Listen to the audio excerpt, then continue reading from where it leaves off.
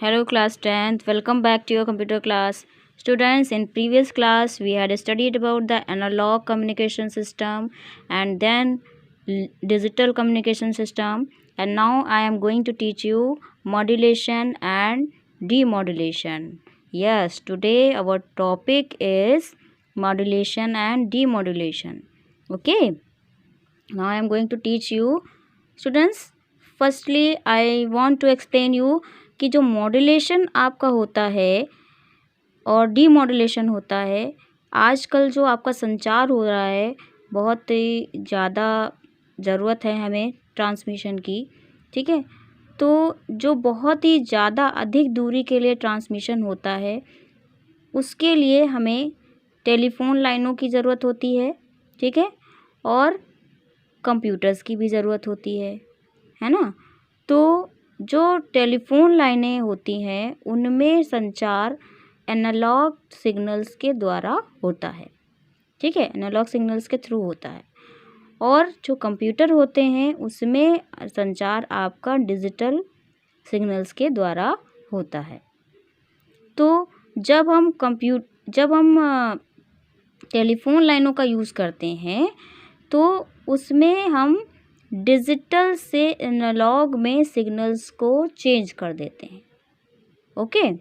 और जब हम कंप्यूटर्स का यूज़ करते हैं ट्रांसमिशन के लिए तो हम एनालॉग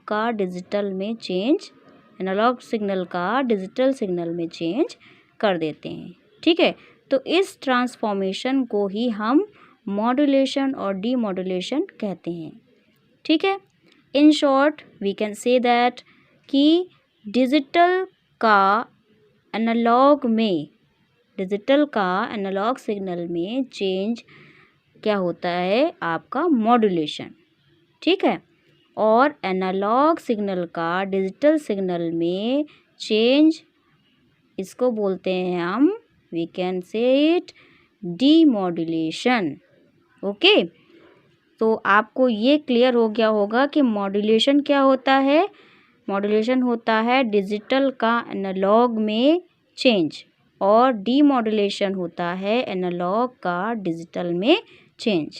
तो ये आपको बिल्कुल क्लियर हो गया होगा। Now I am going to explain you English to Hindi. The message signal so obtained can not be transmitted as such over long distance. जो भी मैसेज सिग्नल भेजे जाते हैं वो बहुत अधिक लंबी दूरी होती है, लॉन्ग डिस्टेंसेस होती हैं, वहाँ पे ट्रांसमिट नहीं किए जा सकते, ठीक है।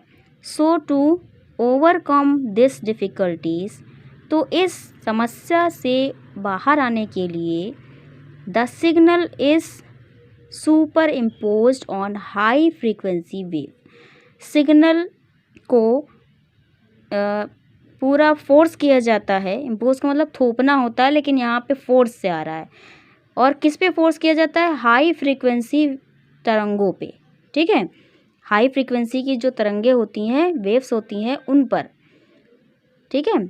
Some characteristics of which varies as a function of instantaneous value, कुछ विशेषताएं होती हैं, ठीक है, कुछ फीचर्स होते हैं जो कि उनके कुछ कार्य होते हैं, ठीक है, जो डेवलप होते हैं। वेरीज का मतलब विभिन्न प्रकार के डेवलप होते हैं।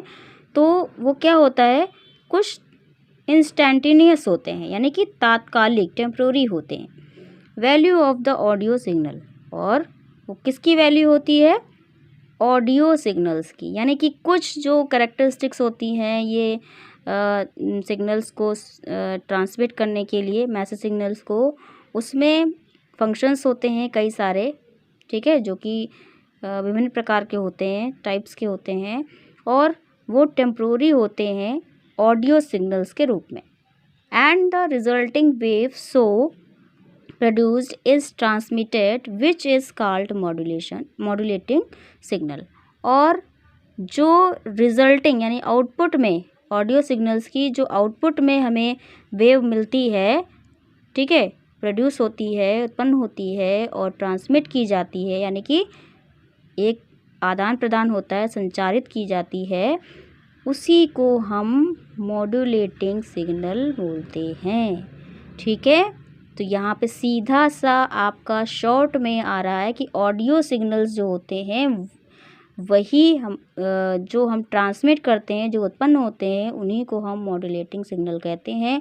और वो क्या होते हैं? टेलीफोन लाइनों के द्वारा होते हैं। This process is called modulation. इसी प्रोसेस को हम मॉड्यूलेशन कहते हैं। ओके, तो आई होप कि आपको मॉड्यूलेशन समझ में आ गया होगा। And in the next video we will study about the demodulation.